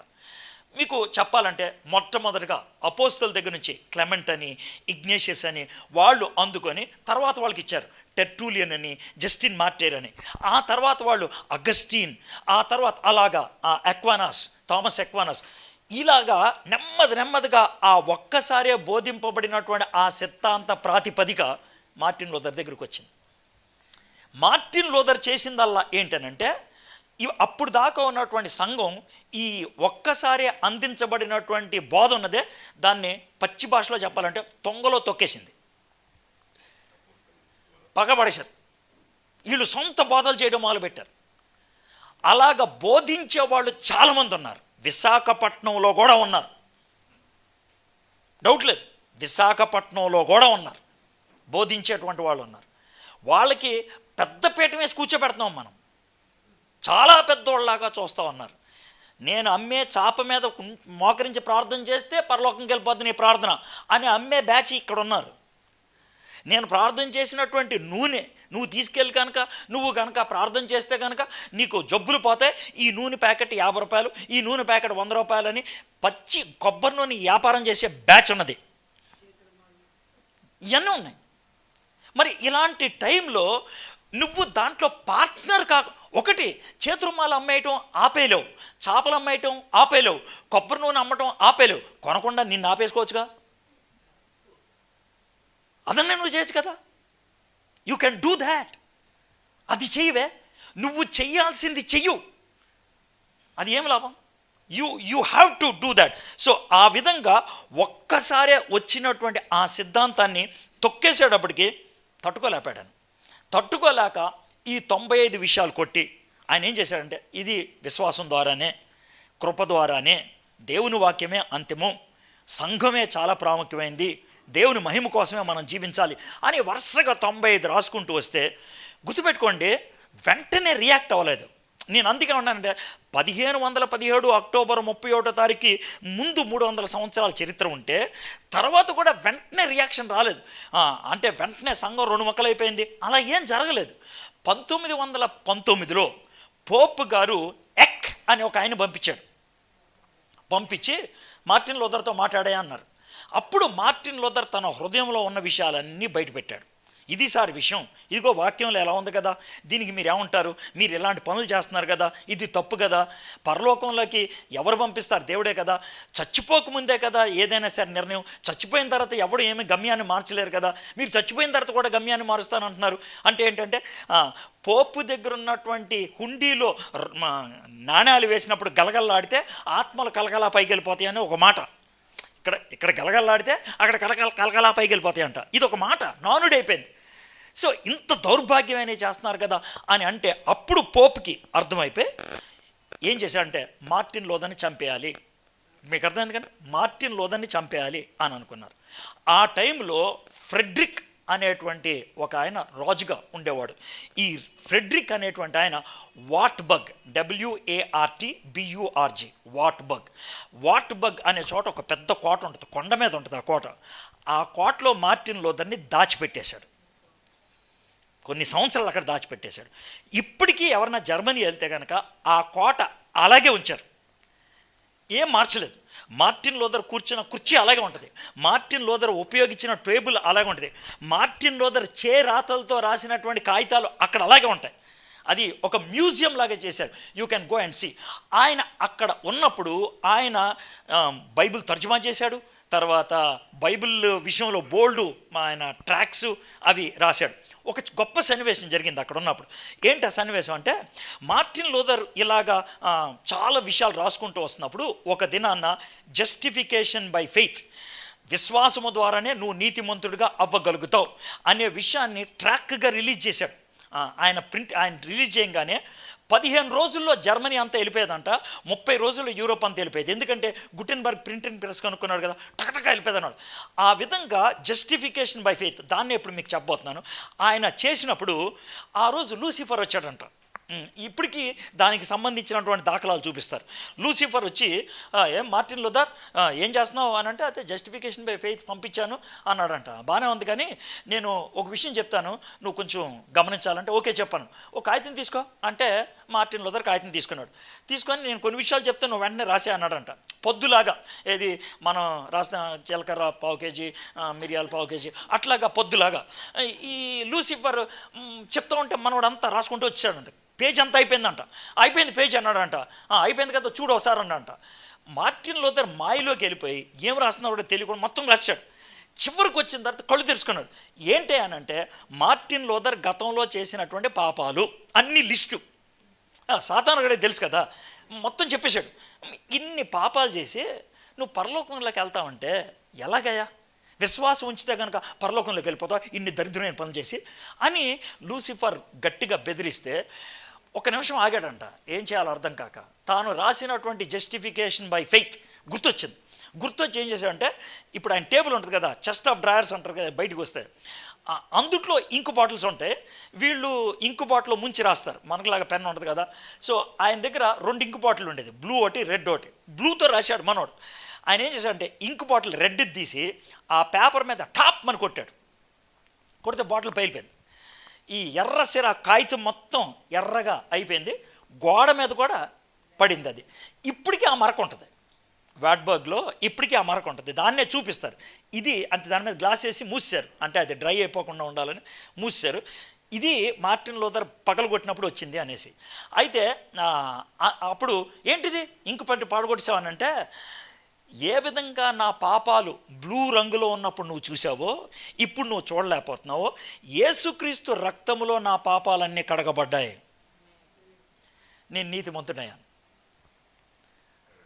అంత పర్ఫెక్ట్గా చెప్పాడు. ఇది చాలా ప్రాముఖ్యమైనటువంటి సిద్ధాంతం. ఆ విధంగా ఆయన మార్టిన్ లూథర్ ఈ సిద్ధాంతాల్ని ప్రతిపాదించడం మొదలుపెట్టాడు, క్లారిటీగా చెప్పడం మొదలుపెట్టాడు, వివరించడం మొదలుపెట్టాడు. కాబట్టి నిజంగా మార్టిన్ లూథర్ యొక్క కార్యాలను సెలబ్రేట్ చేసుకోవాలనుకుంటే, రిఫర్మేషన్ డేని ఒక పండగగా చేసుకోవాలి అని అనుకుంటే కనుక, ఆయన చెప్పినటువంటి అతి ప్రాముఖ్యమైనది ఏంటంటే, మనము నీతిమంతులుగా అయ్యేది విశ్వాసాన్ని బట్టే. ప్రతి ఆదివారం సంఘానికి రావటం బట్టి కాదు, లేకపోతే కానుకలు వేయటం బట్టి కాదు, పాస్టర్ గారిని ఇంటికి పిలిచి భోజనానికి పెట్టినందుకు కాదు, ఎడ్వర్డ్ విలియమ్స్ లాంటి వాళ్ళు వచ్చినప్పుడు నేను చేపల కూర పెడతా, నేను రొయ్యల కూర తెస్తా, నేను పీతల కూర తెస్తా అని చెప్పినందుకు కాదు. అంటే అవి పెట్టొద్దని కాదు, అవి వేస్ట్ అని కాదు, అవి పరలోకానికి తీసుకెళ్ళవు. ఇప్పుడు మీకు అర్థమైంది కదండి. సో మనలో ఏమనుకుంటామంటే, నేను ఇది చేశాను కాబట్టి మనకు పరలోకంలో చిన్న ఫేవర్ ఉంటుంది అనుకుంటాం. అసలు ఒక విధంగా చెప్పాలంటే, ఇవన్నీ పనులు చేసి సేవకులకి బోల్డ్ సేవ చేసేసి, తర్వాత పాస్టర్లకి బహుమానాలు అన్నీ ఇచ్చేసి నువ్వు నరకంకి వెళ్తే చాలా అనవసరంగా అక్కడ ఎంజాయ్ చేసినా బాగుండేది అనుకుంటావు. అప్పుడు తర్వాత ఆ దిక్కుమాలిన వాడికి అనవసరంగా పెట్టాను అని. మీరు నరకంలోకి వెళ్ళి నన్ను తిట్టుకోకుండా ఉండాలంటే మీరు మారుమనసు పొందడం మంచిది. అంటే ఆయన ఏమంటాడంటే, మంచి పనులు బట్టి ఎవడు రక్షింపబడ్డావు, మంచి పనులు బట్టి ఎవరు రక్షింపబడ్డావు, రక్షింపబడిన వాడు ఖచ్చితంగా మంచి పనులు చేస్తాడు. ఇప్పుడు మీకు అర్థమైంది కదండి, మంచి పనులను బట్టి ఎవరు రక్షింపబడ్డావు, రక్షింపబడిన వాడు ఖచ్చితంగా మంచి పనులు చేస్తాడు. రక్షింపబడిన వాడు మంచి పనులు చేస్తాడు అని అనటానికి ఆయన ఉపయోగించేటువంటి మాట ఏంటి అని అంటే,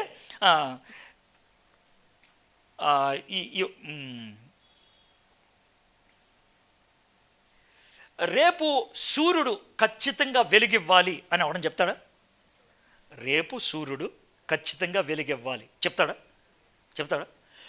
కొబ్బరి చెట్టుకి కొబ్బరికాయలే రావాలి అని ఎవడని అంటాడా?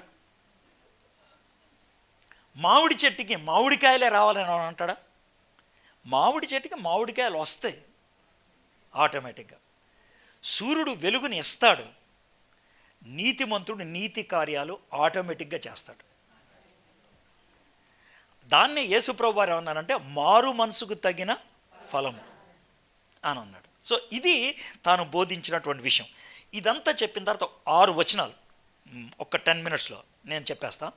బైబిల్ ఉంటే కనుక రోమీలకు రాసిన పత్రిక 3వ అధ్యాయం. అంటే నీతిమంతుడిగా తీర్చబడటం అంటే ఏంటి, మార్టిన్ లూథర్ ప్రాముఖ్యంగా బోధించినటువంటి సిద్ధాంతం ఏంటి అనేది మీకు చెప్పి నేను ముగిచ్చేస్తాను. రోమీలకు రాసిన పత్రిక 3వ అధ్యాయం ఒక్కొక్క వచనం చదువుతాను. ఆ వచనాన్ని నాకు అంటే మీకు అర్థం అవడానికి ఆధునిక భాషలో ఒక అలంకారాన్ని ఉపయోగిస్తాను, దాన్ని బిల్డప్ చేసుకుంటూ వెళ్ళిపోతాను, ఈజీగా వచ్చేస్తుంది. ఏలయనగా ధర్మశాస్త్ర సంబంధమైన క్రియల మూలంగా ఏ మనుష్యుడు ఆయన దృష్టికి నీతిమంతుడని తీర్చబడడు, ధర్మశాస్త్రం వలన పాపమనగా ఎట్టుదో తెలియబడుచున్నది. ఇది మీరు చదివారు కదా. నేను ఒక అలంకారం ఉపయోగిస్తాను, ఒక ఇలస్ట్రేషన్ ఉపయోగిస్తాను, తర్వాత మళ్ళీ చదువుతాను, మీకు క్విక్గా అర్థమైపోద్ది. నాకు ఒంట్లో బాగాలేదు, నేను డాక్టర్ గారి దగ్గరికి వెళ్ళాను, డాక్టర్ గారు నాకు ఒంట్లో బాగాలేదు అంటాడు. యూజువల్గా డాక్టర్ గారు చేసేటువంటి ప్రిలిమినరీ టెస్ట్లు ఏంటంటే, నోట్లో థర్మామీటర్ పెట్టి జ్వరం చూస్తాడు, స్టెథోస్కోప్ పెట్టి గుండె మీద వీడికి హార్ట్ బీట్ ఎలా ఉందో చూస్తాడు. అర్థమైందా? నోట్లో థర్మామీటర్ పెట్టి బయటికి తీయంగానే 103 తగిలింది అనుకోండి థర్మామీటర్లో, డాక్టర్ గారికి తెలిసిందేంటి, జ్వరం ఉందని. అంతే కదండి, బస్ అక్కడ దాకా మీకు అర్థమైంది కదా. ఇప్పుడు చదువుతాను మళ్ళీ. ఏలయనగా ధర్మశాస్త్ర సంబంధమైన క్రియల మూలంగా ఏ మనుషుడు ఆయన దృష్టికి నీతిమంతుడని తీర్చబడ్డావు, ధర్మశాస్త్రం వలన పాపం అనగా ఎట్టుదో తెలియబడుచున్నది. థర్మామీటర్ను బట్టి జ్వరం ఉందో లేదో తెలుస్తుంది. థర్మామీటర్ జ్వరం తీసేయగలదా? థర్మామీటర్ను బట్టి జ్వరం ఉందో లేదో తెలుస్తుంది. థర్మామీటర్ జ్వరం తీసేయగలదా? తీసేయలేదు. థర్మామీటర్ ఉపయోగించకపోతే జ్వరం లేదన్నట్లా? థర్మామీటర్ని పూజ చేస్తే కనుక జ్వరం పోద్దా? మీరు ఆలోచించండి. ఇప్పుడు మనకి క్లియర్గా అర్థమయ్యేది అయ్యే ధర్మశాస్త్రం అనేది థర్మామీటర్ లాంటిదే. థర్మామీటర్ ఉంటే నీకు జ్వరం ఉందో లేదో తెలుస్తుంది, అంతే. అంతకు మించి ఎందుకు పనిచేది అంటే, థర్మామీటర్ పనికి మాలిందని కాదు, థర్మామీటర్ నీకున్న జబ్బును బయట పెట్టేది. అర్థమైందా?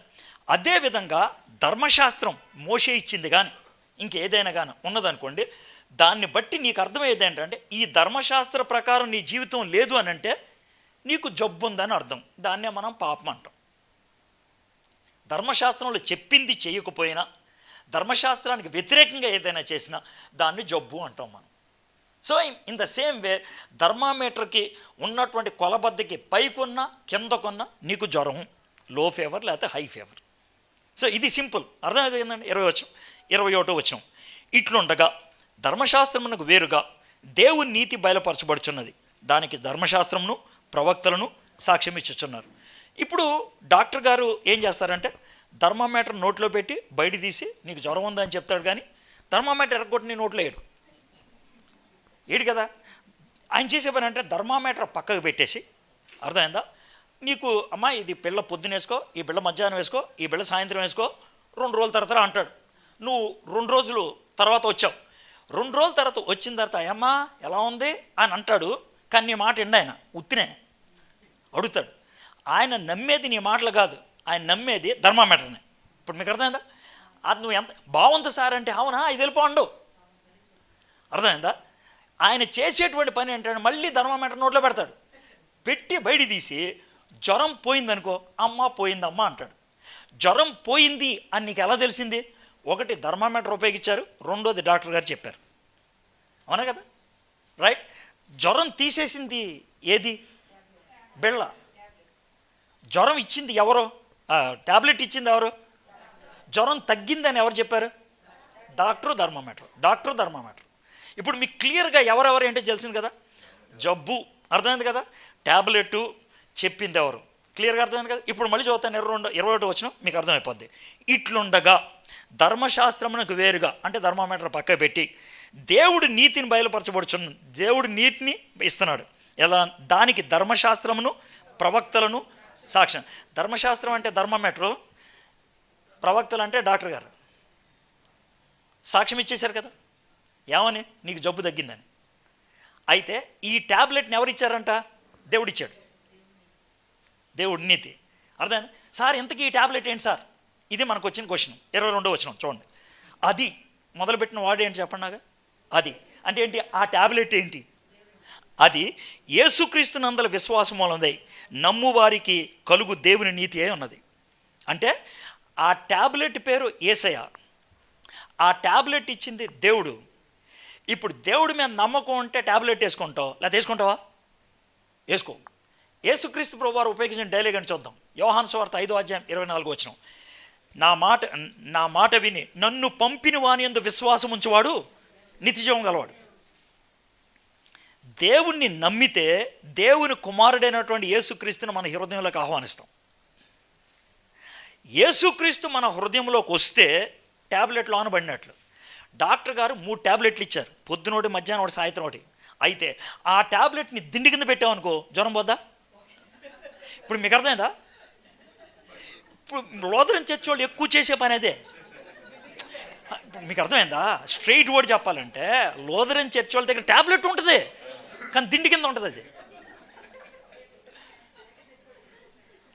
ఇప్పుడు మరి మీకు రెఫర్మేషన్ ఎందుకంట? రెఫర్మేషన్ ట్యాబ్లెట్ లేనివాడికి, ట్యాబ్లెట్ ఏంటో తెలియనివాడికి. ట్యాబ్లెట్ తెలిసి దాన్ని కింద పెట్టుకుంటే ఆయన ఏమనాలి? ఇప్పుడు వర్షంలో ఒకటి తడుచుకుంటూ వెళ్తున్నాడు అనుకోండి, ఆడు ముసలోడు గుణుక్కుంటూ తడుచుకుంటూ వెళ్తున్నాడు అని చూస్తే మనకేమొస్తుంది? జాలి కలుగుద్ది, అయ్యో పాపమని. ఆడు సంకలో మడిచిపెట్టిన గొడుగుంటే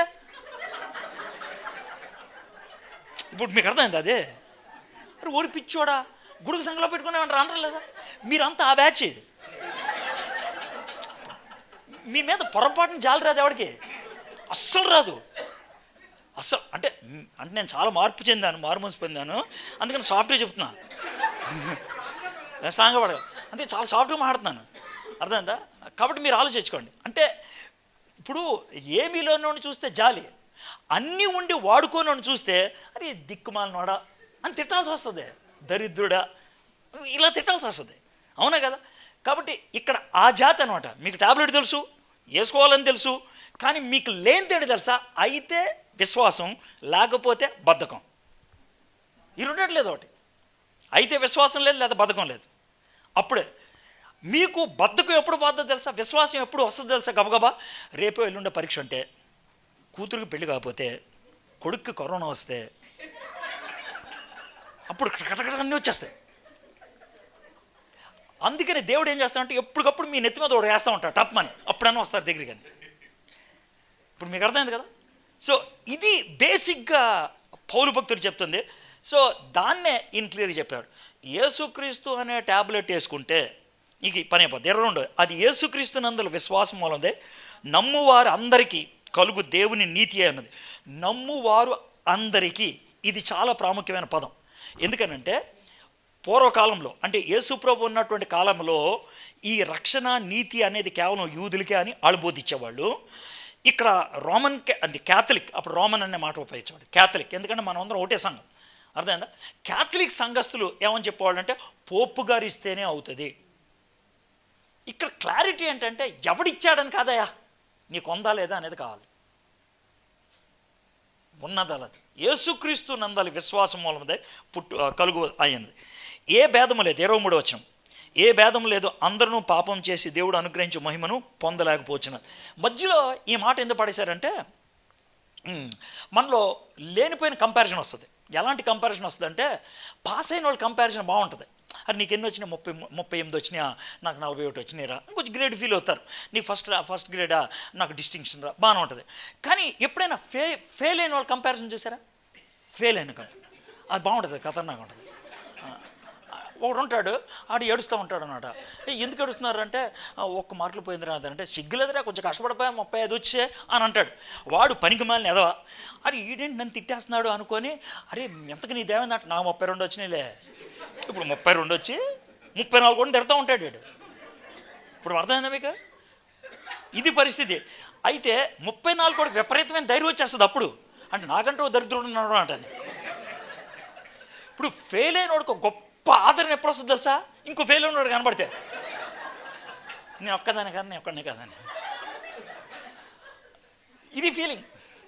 ఇక 34, 32, ఇంకోటి ఎవడో వస్తాడు, వాడు 37, వీళ్ళు ఇలాగ ఉంటారనమాట. అందుకనే పౌలు ఏమన్నాడంటే, నీకు 34 వచ్చినాయా, 30 వచ్చినాయా, 32 వచ్చినా అనవసరం రా, మీరు అందరూ పోయినోళ్ళే, ఏ భేదం లేదు. ఇప్పుడు మార్కుల భాషలో చెప్తే మీకు అర్థం కాదు, కానీ మీకు టచ్ అయిపోవాలంటే ఎలా చెప్పంటారా? సార్ నేను ఆడలాగా కాదు సార్, నేను మంచోడిని, ప్రతి ఆదివారం చర్చికి వెళ్తా, ఆడి చర్చికి రాడు, ఇది మన భాష. ఇప్పుడు మీకు అర్థమైందా? సార్ నేను తాగుతాను సార్, ఆడిలాగా కాదు, ఆడి తాగినప్పుడు కోతిలాగా డ్యాన్స్ వేస్తాడు సార్, నేను చాలా సాలిడ్గా ఉంటాను, స్టడీ, ఇంటికి వెళ్ళిపోతా. తాగి కోతిలాగా డ్యాన్స్ చేసేవాడు సార్, నేను తాగినప్పుడే డ్యాన్స్ చేస్తాను సార్, మామూలుగానే ఉంటాను. అలాగా ఆడు కోతిలాగా డ్యాన్స్ వేయటం కాదు, పెళ్ళాన్ని కొడతాడు. కోతిలాగా డ్యాన్స్ వేసి పెళ్ళాన్ని కొట్టేవాడు అంటాడు సార్, కరెక్ట్ సార్, నేను తాగినప్పుడే నేను పెళ్ళాన్ని కొడతాను, తర్వాత దేవతలా చూస్తాను నేను, కానీ వాళ్ళలాగా కాదు, వాడు పక్కింటి వాడు పెళ్ళాన్ని కొడతాడు. అంటే ఒక విధంగా చెప్పాలంటే వాడికంటే నేను బెటర్.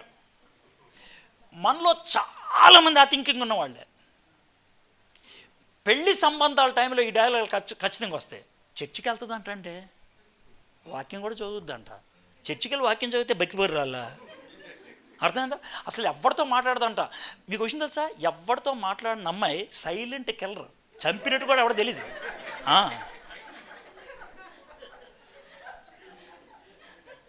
నిజం,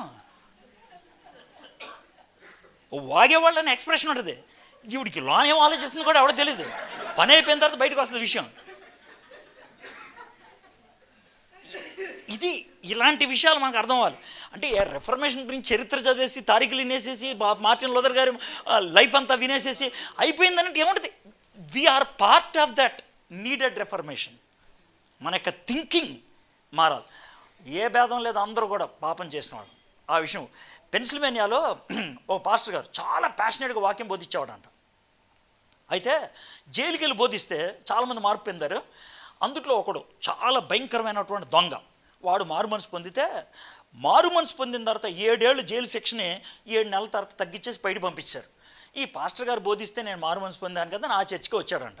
సరే ఒకరోజు ఆయన కమ్యూనియన్కి వచ్చాడు, ఆయన మోకరిచ్చాడు, ఆయన పక్కన జడ్జి గారు మోకరిచ్చాడు. వీడు గమనించలా, ఏడు దొంగోడు అంటే ఎక్స్ దొంగోడు గమనించలా, ఇలా చేతులు పెట్టాడు, పాస్టర్ గారు రొట్టి ఇచ్చాడు, ద్రాక్ష వెళ్ళిపోయాడు.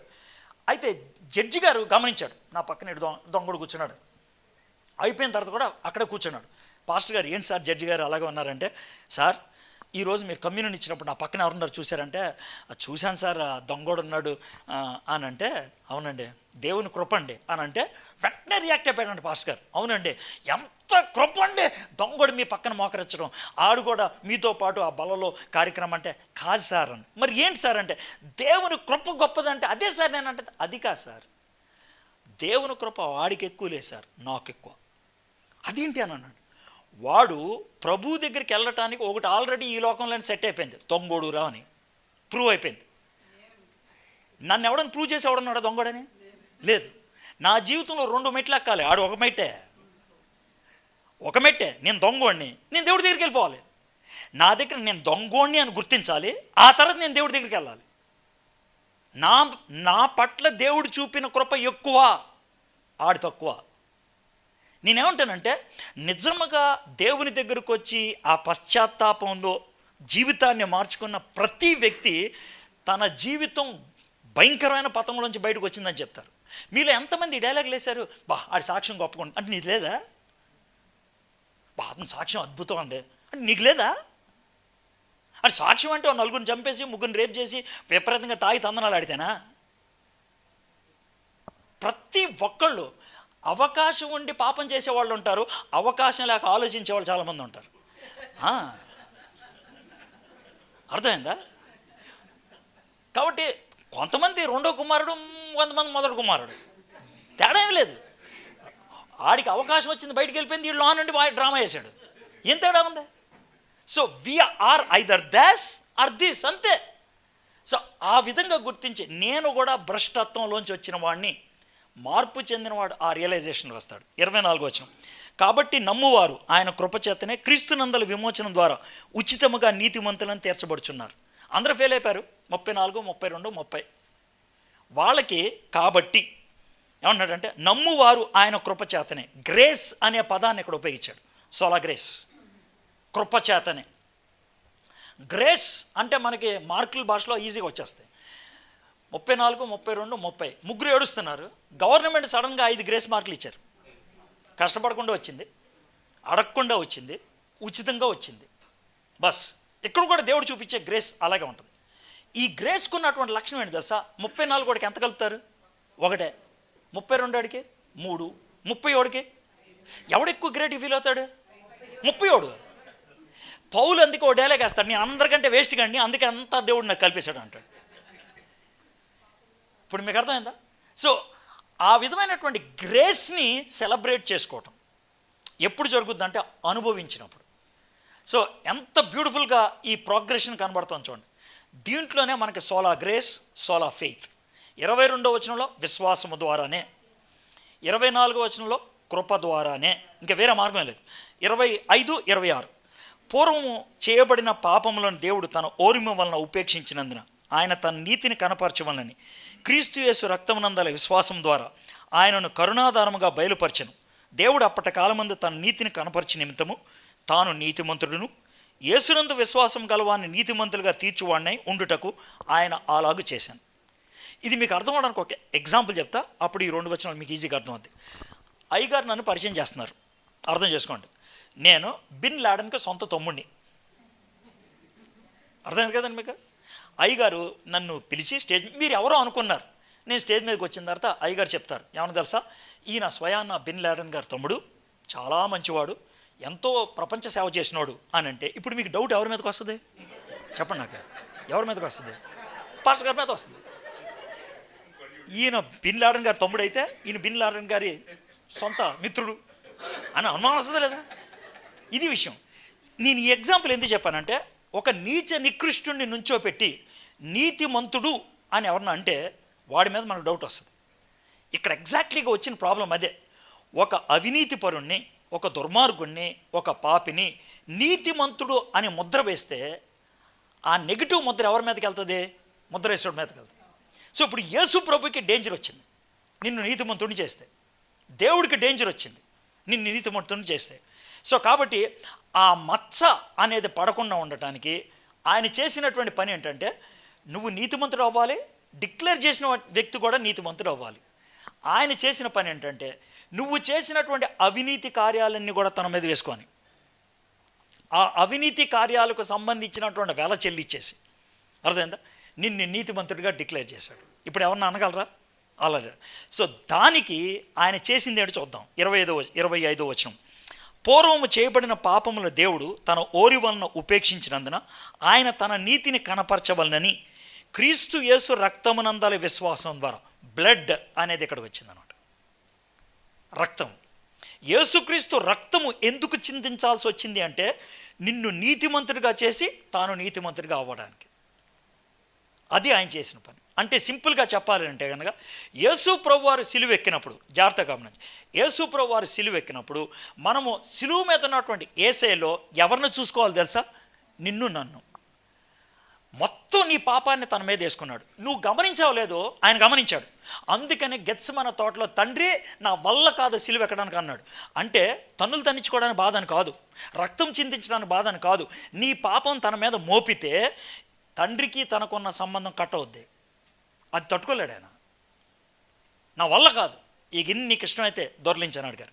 3 సార్లు మొత్తుకొని చివరికి నీ కోసం నీ పాపమంతా ఆయన మీద వేసుకొని సిలువ మీద చనిపోయాడు కదా. ఒకవేళ ఆ సిలువ కార్యము నీ జీవితంలో జరిగితే ఈ 2 నువ్వు అనుభవించాలి. ఒకటి, నీ పాపమంతా ఆయన మీద వేసింది.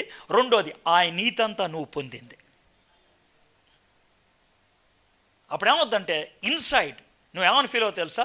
నేను నీతిమంతుణ్ణి. దేని బట్టి? నేను చేసిన పని బట్టి కాదు, ఆయన చేసిన పని బట్టి. ఆయన చేసిన పని. కబడ్డీలో ఆయన గెలిచిన దానికి లోనకు వచ్చి రైట్ అని మనం ఎలాగ కబడ్డీ గేమ్ ఆడతాను మళ్ళీ నుంచుంటాం. ఇప్పుడు మీకు అర్థమైంది కదా. ఇప్పుడు బయట ఉన్నప్పుడు ముడుచుకొని ఉన్నటువంటి వ్యక్తి అవతల వ్యక్తి కోతకెళ్ళి సంపాదించిన పాయింట్కి మళ్ళీ గ్రౌండ్లోకి వచ్చిన తర్వాత ఆ నిరసం నీకు ఉండదు. Fresh start. దాన్నే నూతనంగా జన్మించడం, నూతనంగా జీవితాన్ని ఆరంభించడం. సోలా ఫెయిత్, సోలా గ్రేస్, బ్లడ్ ఓన్లీ. యేసుక్రీస్తు రక్తములో విశ్వాసము ద్వారా కృపచేతనే నువ్వు రక్షింపబడ్డావు. ఆ రక్షణ కార్యం నీ జీవితంలో జరిగినప్పుడు న్యాచురల్గా వర్క్స్ అనేవి కొనసాగుతాయి. ఇది మార్టిన్ లూథర్ సంఘానికి బోధించాలని ఇష్టపడ్డాడు. ఆ రిఫర్మేషన్ ఒకవేళ మన జీవితాల్లో, మన కుటుంబాల్లో వస్తే నెమ్మదిగా అది మన సంఘాలకు వస్తుంది. సంఘాన్ని తిట్టొద్దు, మన జీవితాన్ని సరి చేసుకుందాం. ప్రార్థన చేసుకుందాం. మా దేవా, మా ప్రభువా, మార్టిన్ లూథర్ లాంటి వ్యక్తుల్ని మా సంఘానికి నువ్వు ఇచ్చావు కాబట్టి ఈ సంఘానికి ప్రభా, మరి మేము దిద్దుబాటు అంటే ఏంటో, సంస్కరణ అంటే ఏంటో, మార్చుకోవాల్సిందేంటో, సరి చేసుకోవాల్సిందేంటో తెలుసుకోవడానికి మీరు సహాయం చేశారు ప్రభా. నిజమే, మా సంఘాలు, మా కుటుంబాలు, మా జీవితాలు రాజీ పడినటువంటివిగా నాయన, చేయాల్సినవి చేయకుండా చేయటువంటి వ్యక్తులుగా అయిపోయాం. మమ్మల్ని సరి చేసుకోవడానికి ఈ వాక్యం మీరు మాకు ఇచ్చారు, పరిశుద్ధాత్మని మాకు ఇచ్చారు. నీ వాక్యాన్ని చదివి నీ ఆత్మ ప్రేరణకు మేము లోబడి మా జీవితాన్ని సరి చేసుకోగలట కృప చూపించమని యేసు నామములో ప్రార్థన చేస్తున్నాం తండ్రి. ఆమేన్.